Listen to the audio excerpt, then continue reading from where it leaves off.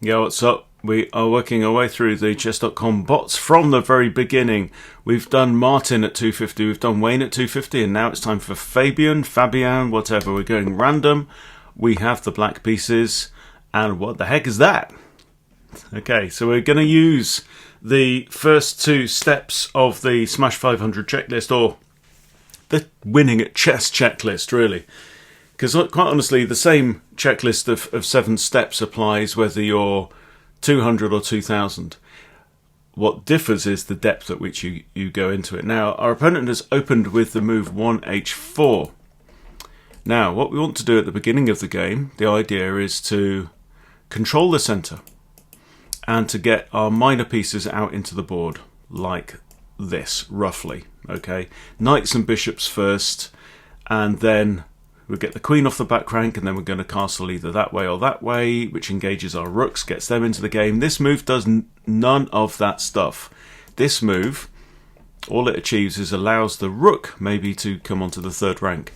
Right? Neither bishop has been helped into the game, and neither knight has jumped in where it can control squares in the centre. This is the centre of the board, so it's a relatively poor move. I'm just going to stick a pawn in the middle. Alright, now we have pawn to d5, so what we have here is stuff that can capture stuff, and therefore we need to consider tactics.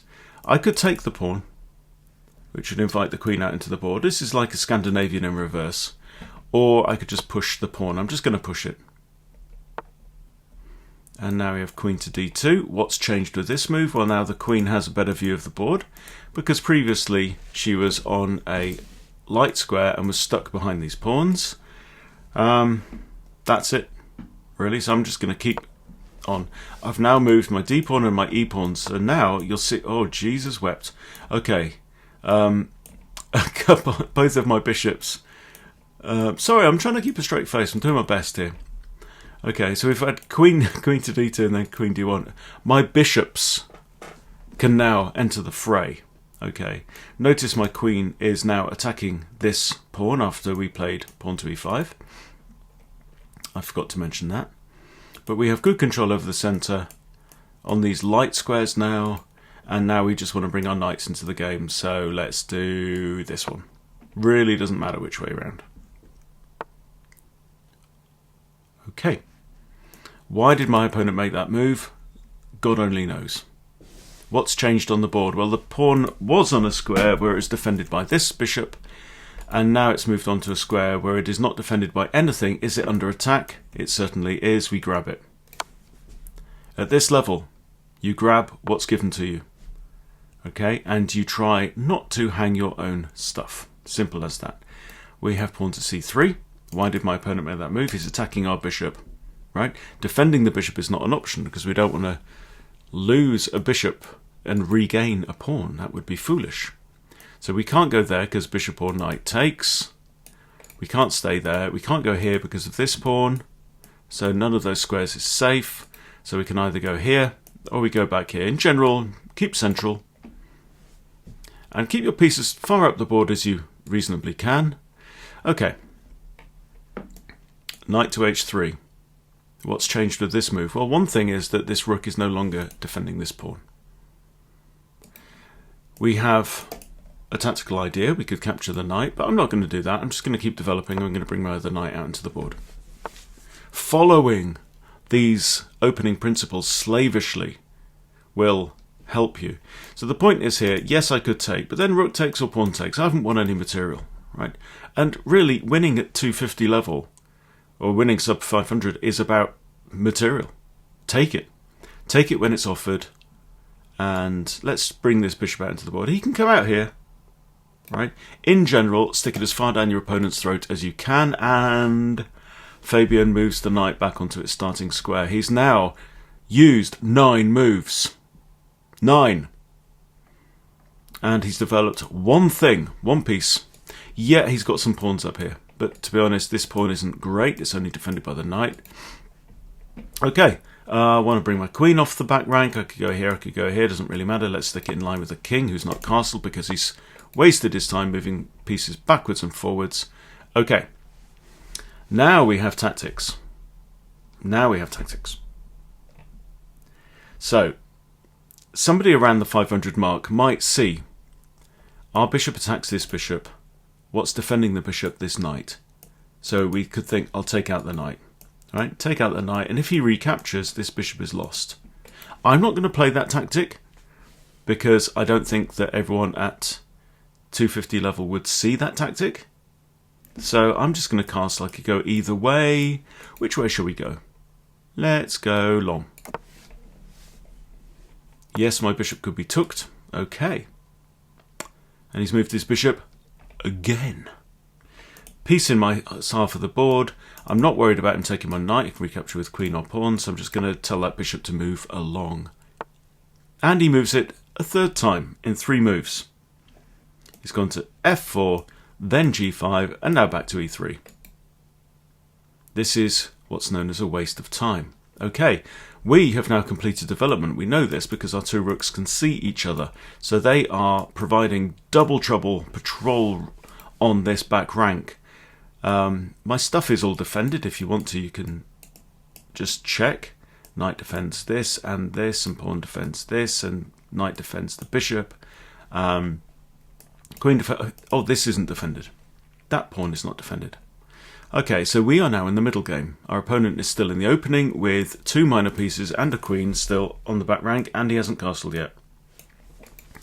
So he is way AA behind. He's also a pawn down, but really it's his lack of development that matters here.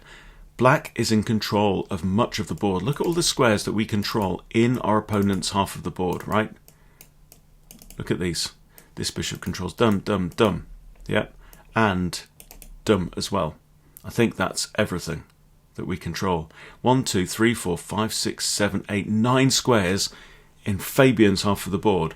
How many squares does he control in ours? 2. That's it. What this means is that I have much more agency than he does. Now, if you get my Smash 500 course, I throw in my Master Code course, which explains the principle of agency. And this is something that people just don't talk about enough in chess. What it means is I have loads of choices, loads of options for decent moves in this position. I'm just going to push this pawn and defend this bishop again while we just chat. Okay, I've got loads of options. Now, he's just moved his knight here. Why has he done that? He's attacking this pawn. Is it defended? Yes, it's defended twice. Notice this pawn is also in a pin. It can't move without the queen foiling. I'm not in any rush here. I've got so many good moves I can do. So in the middle game, if there's nothing immediate, you know, I could capture a pawn, lose a bishop. I could take the knight, bishop recaptures, so what? Right? I haven't won anything that way. So what I want to do is I want to improve my pieces. That is your default in the middle game. Now, this knight cannot make progress up the board. Knights become stronger the further up the board that they get. When they get to here, they become super duper strong. So I want to move this guy up the board, but he can't go here, he can't go here. Let's wiggle him round to here. And our opponent obliges. Why has he made that move? I don't know. So, this pawn is now on a square where it is attacked 2 times. Is it defended? Not at all. I also have bishop here with check, seeing as that pawn is now moved, given my bishop this square. Let's throw that in first. Okay. What's changed on the board? The bishops are looking at each other. I could take his, he could take mine. Is mine defended? It's defended by the queen. Okay, I'll snatch the pawn. You don't have to think defended, capture. Right? Don't have to think any deeper than that. It's all you need to do. Okay, this knight is moved here. I'm attacking it twice. Why has he played that move? It was the only reasonable move to get out of check. The only other option was to block with a queen, in which case knight would have took the queen. Okay, we've got 2 attackers on this knight. It's defended twice by king and queen, which is enough. The king cannot be the first to recapture in a sequence like that. It can only be the last to recapture. Okay, so if knight takes knight, queen takes, we haven't really won anything there, have we? So, what do I want to do? I want to improve my pieces. I could play my knight here and attack the queen, but that's a pretty trivial threat. A lot of beginners will make a threat just for the sake of making a threat, or a check or something like that, without thinking, well, does this help? If it doesn't help, then do it. Do something that helps. It ain't rocket science, kids. Okay. Now, could push a pawn up the board. That attacks this knight, which is in a pin. Okay, knight can't move because the king would be in check. Okay, well, what if pawn takes? No, that's all right. Do it. Because now I see I can recapture with this knight.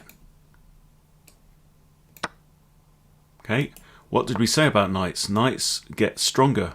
Where did this guy? He went like this, didn't he? That's his journey so far. Okay, why did my opponent make this move? Because he's failed to spot the threat. What's the threat? Well, I'm attacking his queen. He hasn't noticed. I'm having it. He says, I'd like her back. Can we make a deal? No. Okay, my opponent's made that move because he wanted to recapture the piece. Okay, let's have a look at the board. What's not defended? That's defended. Sorry, the rook's not defended. The knight's not defended. This pawn's not defended. This pawn's not defended. Happy days.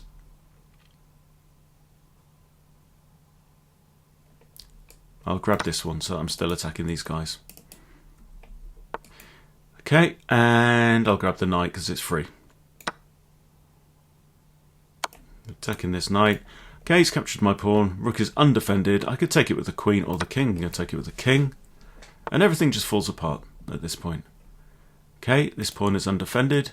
Queen takes, comes to check as well. Alright. Let's move in with our pieces. Knight here, it's defended by our queen and the pawn.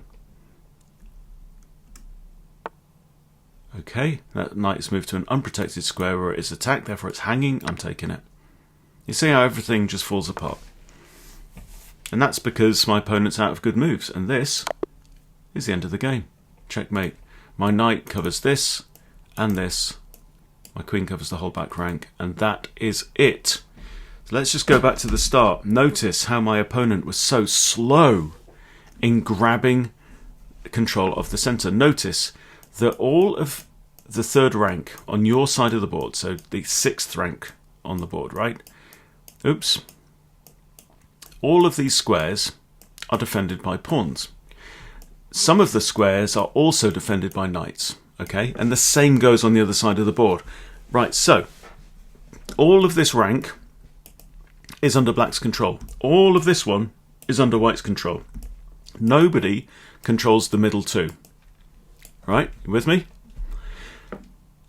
So the purpose of the opening phase of the game is to gain control over as much of the board as possible. Right? This move did not do it. He gains control over this square.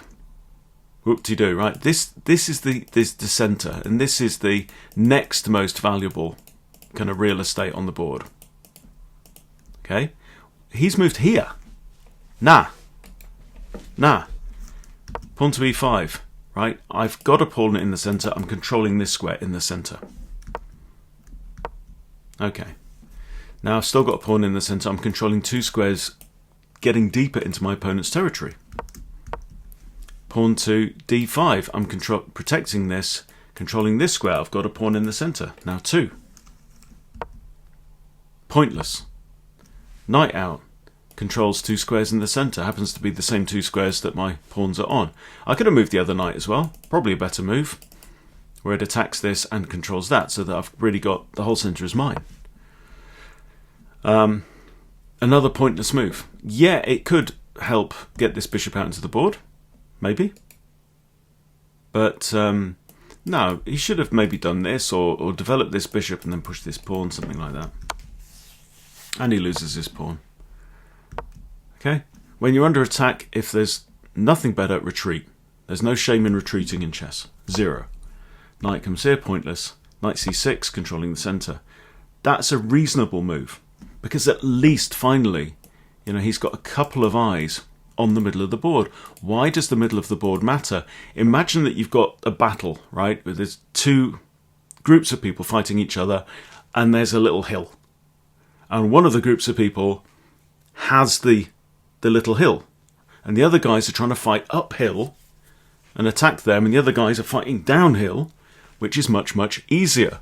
If you remember whichever of the rotten Star Wars films said, "It's no use, Anakin, I have the higher ground," right? You have the higher ground. The middle of the board is the higher ground. From the middle of the board, you can see lots of other areas of the board. Oh, yeah, so I was telling you about the master code. I explain all of this in the master code, right? Control of the center gives you agency. Control of the center gives you options for playing better moves. Gives your pieces more scope, more choice. Okay? By the way, the knight here can only possibly move to 4 other squares on the board. Right? My knights, each of them, are controlling 8 other squares, right? And this guy is controlling all of these. Right? Some of those are in my own half, but some of them are in his. And these knights get stronger as they move up the board. I move my bishop out. He puts his knight back in the box for no reason whatsoever. Line my queen up with the king. There's tension now between the bishops, which means either one could take each other. I ignore it, because I don't need to do anything about it. I castle. He moves his bishop again. I tell the bishop to go away. He goes away. I just defend my bishop, because why not? Because it's easy from this point, right? I'm 1 pawn up, but it's all just downhill for white now. And it's all just freewheeling for me. I decide to improve my pieces. Why? Because I've completed development. I've got my king castled. The rooks can see each other. So now I improve. Okay, free stuff, checks. And the game is lost. Make sense? That, guys, is all you need to do to beat people at 250, 350, 450 and higher, quite honestly. And the Smash 500 course tells you exactly how to think through it. This is not about spotting chess tactics. I didn't use chess tactics in this game to win. What I did was basic principles, but more than that, mental checklist. I did the right things in the right order, and the opportunities then will present themselves. And quite honestly, at 250 level, people will hand you free stuff, and all you need to do is say thank you very much. Right? So if you are stuck below 500, get the course. It's $29, and it's what, 3 3/4 hours long. And I throw in the master code course. That's another 3 hours, 40 minutes of training. Some of it's more advanced, but some of it you will get straight away. It will improve your chess, guaranteed. So if you want to say goodbye to being a sub 500 player, a 200, 300, 400 player, get the course. It will help you. I promise. See you later.